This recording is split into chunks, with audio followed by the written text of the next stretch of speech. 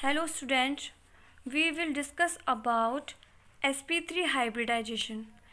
आज हम डिस्कस करने वाले हैं sp3 हाइब्रिडाइजेशन को।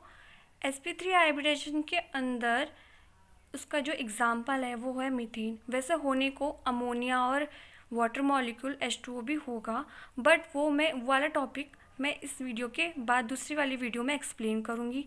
आज हम मीथेन में sp3 हाइब्रिडाइजेशन पढ़ेंगे। वैसे ये वाला टॉपिक क्लास 11th और BSc और MSc लेवल के लिए भी बहुत इम्पोर्टेंट है। होने को हमारी हाइब्रिडाइजेशन स्टेट्स और भी सारी होती हैं, पर उनमें से सबसे ज़्यादा इम्पोर्टेंट हमारी sp3 होती है। तो sp3 में होता क्या है कि 1 s ऑर्बिटल होता है प्लस 1 p ऑर्बिटल होता है।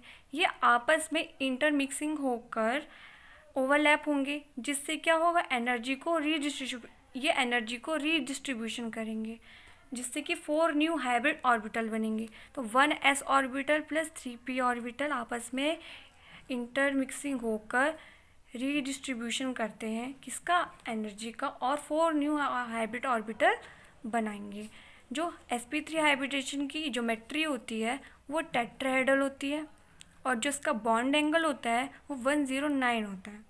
Okay, that's clear. तो इसके अंदर sp3 हाइब्रिडाइजेशन के अंदर हम पढ़ेंगे मीथेन का एग्जाम्पल। तो मीथेन का एग्जाम्पल ये है। तो मीथेन क्या होगा, CH4 मीथेन का फॉर्मूला होता है, जिसमें कि जो कार्बन है वो हमारा सेंट्रल एटम होता है। सेंट्रल एटम होता है कार्बन, सेंट्रल एटम जो बीच का होता है, और जो सराउंडेड एटम होते हैं जो उसके साइड में लगे होते हैं वो सराउंडेड एटम है। जो C है वो सेंट्रल एटम है, जो हाइड्रोजन है वो C के आसपास जो एटम्स लगे हुए हैं वो सराउंडेड एटम्स है।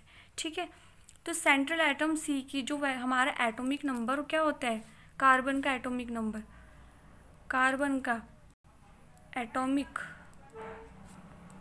नंबर हमारा 6 होता है। ओके, कार्बन का एटॉमिक नंबर 6 होता है, तो लिखा है।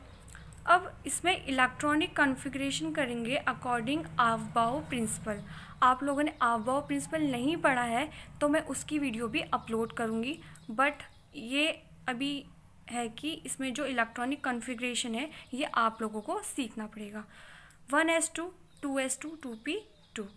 देखो कार्बन की वैलेंसी 6 है, पूरे 6 कॉन्फ़िगरेशन इलेक्ट्रॉन हो रहे हैं ना। 2 इलेक्ट्रॉन यहाँ है, 2 इलेक्ट्रॉन यहाँ है, 2 इलेक्ट्रॉन यहाँ है, तो 2 2 2 इक्वल्स टू 6। तो कार्बन के 6 एटॉमिक नंबर इसमें प्रेजेंट है इलेक्ट्रॉनिक कॉन्फ़िगरेशन में according to Aufbau principal. Okay, अभी ये तो हमारे इलेक्ट्रॉनिक कॉन्फ़िगरेशन हो गया। अब वैलेंस इलेक्ट्रॉन क्या होते हैं? वैलेंस इलेक्ट्रॉन वो होते हैं जो किसी इलेक्ट्रॉन के आउटर मोस्ट शेल में प्रेजेंट होते हैं। ये इलेक्ट्रॉन जो सबसे बाहर वाले शेल में प्रेजेंट होते हैं वो हमारे वैलेंस इलेक्ट्रॉन होते हैं। जो कार्बन में जो वैलेंस इलेक्ट्रॉन होते हैं वो होते हैं 4 वैलेंस इलेक्ट्रॉन। तो कार्बन के कितने 4 वैलेंस इलेक्ट्रॉन होते हैं? कार्बन के 4 वैलेंस इलेक्ट्रॉन होते हैं जो हमारे प्रेजेंट होते हैं 2s2 और 2p2। तो कार्बन के 4 वैलेंस इलेक्ट्रॉन कौन से हैं? 2s2 और 2p2। कार्बन की वैलेंस इलेक्ट्रॉन 4 होंगे और 2s2 और 2p2 होंगे। ठीक है, अब इसमें आती है हमारी ग्राउंड स्टेट। तो ग्राउंड स्टेट में क्या होगा, कैसे इलेक्ट्रॉन फिल होंगे? तो हमारा जो 2s2 वाला है ये 2s2 है, ये 2p2 है। एक s ऑर्बिटल है और एक p ऑर्बिटल है। s ऑर्बिटल में कितने इलेक्ट्रॉन है? 2 इलेक्ट्रॉन फिल करें। p ऑर्बिटल में कितने इलेक्ट्रॉन है?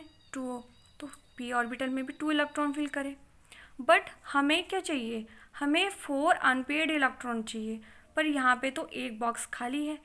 तो अब हम इसकी कार्बन की एक्साइटेड स्टेट निकालेंगे, जो जिसमें क्या होगा, इसमें जो इलेक्ट्रॉन होंगे वो एक्साइटेड स्टेट में एक्साइट होके दूसरी तरफ जंप कर जाएंगे। मतलब इससे s ऑर्बिटल से एक p ऑर्बिटल में जो भी हमारा इलेक्ट्रॉन होगा वो जंप करके शिफ्ट हो जाएगा, लेवल में आगे बढ़ जाएगा। तो देखते हैं। तो इससे क्या हो रहा है, जो हमारा s ऑर्बिटल का इलेक्ट्रॉन था वो शिफ्ट होके हमारे p ऑर्बिटल में चले गया, जिससे कि हमें कितने मिल गए? 4 अनपेयर्ड इलेक्ट्रॉन बॉक्सेस हमें मिल गए। ये तो हमारे कार्बन के एक्साइटेड स्टेट निकाली। अब आते हैं हम हाइड्रोजन पे। हाइड्रोजन में कितने इलेक्ट्रॉन है? 4 इलेक्ट्रॉन है। तो हाइड्रोजन के जो इलेक्ट्रॉन है वो कार्बन के इलेक्ट्रॉन के साथ ओवरलैपिंग करेंगे। ठीक है, तो अब कार्बन के इलेक्ट्रॉन के साथ ओवरलैपिंग करी इन्होंने। अब इसमें क्या है, जो s ऑर्बिटल है उसमें तो एक ही इलेक्ट्रॉन है, और जो p ऑर्बिटल है उसमें कितने इलेक्ट्रॉन है, 3 इलेक्ट्रॉन है। तो p ऑर्बिटल में है हमारे 3, देखो 1 2 3, तो 3 अनपेयर्ड इलेक्ट्रॉन p में है, इसलिए ये p है, और इसमें एक ही है तो ये एक ही रहेगा। तो इसमें टोटल कितने कन्फिग्रेशन हो गए हमारे, sp3 हाइब्रिडाइजेशन निकल गया।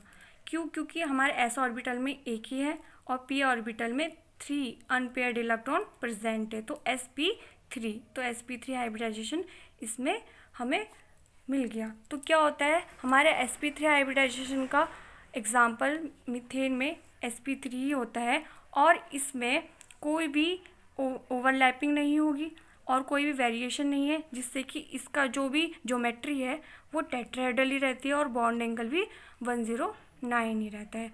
अब इसके बाद वाले अमोनिया और वाटर मॉलिक्यूल का ज्योमेट्री और स्ट्रक्चर है वो मैं इसके बाद वाली वीडियो पे डिफाइन करूँगी। आई होप आप लोगों को ये समझ में आया हो। Thank you very much.